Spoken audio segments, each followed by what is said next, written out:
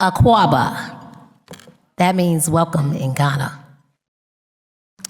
At the start of this year, I felt deeply that I was reaching a critical crossroads in my life.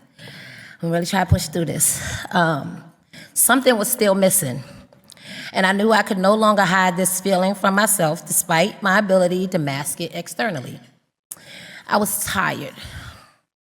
While fulfilling, the culmination of many decades of career and life experiences had resulted in my feeling burnt out and still on my journey of navigating self-doubt. Have I done enough? I say this to say that as honored as I was to have been awarded the recipient of this auspicious award, I still had that nagging thought in the back of my mind questioning whether or not I was worthy. But the time had come to change that narrative. After my recent travels to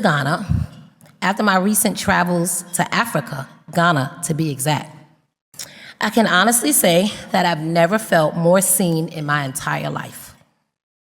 This trip created a deep and unexplainable connection. I realized that I had subconsciously subscribed to the toxic relationship that society has developed and ascribed to Black women. Many would call this trauma. But as the old adage says, after realizing and acknowledging the problem, that is where the true healing can begin.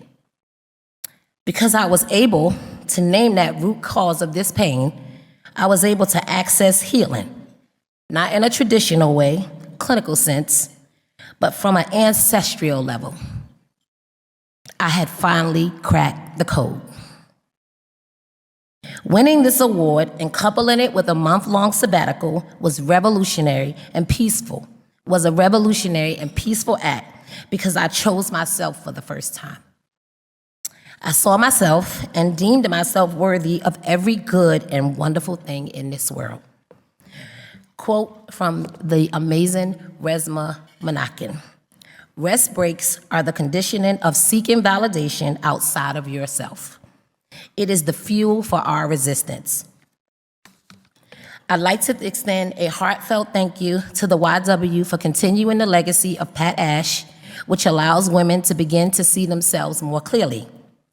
Our community deserves more organizations and foundations that provide funding specifically for Black women to have the space and time for intentional rest and investment in themselves.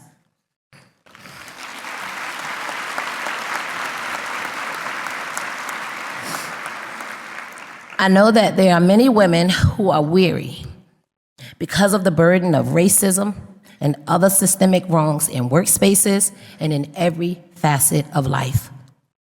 But I wish for you that when your time comes, and it's coming, I hope you will choose you over and over and over again. Thank you.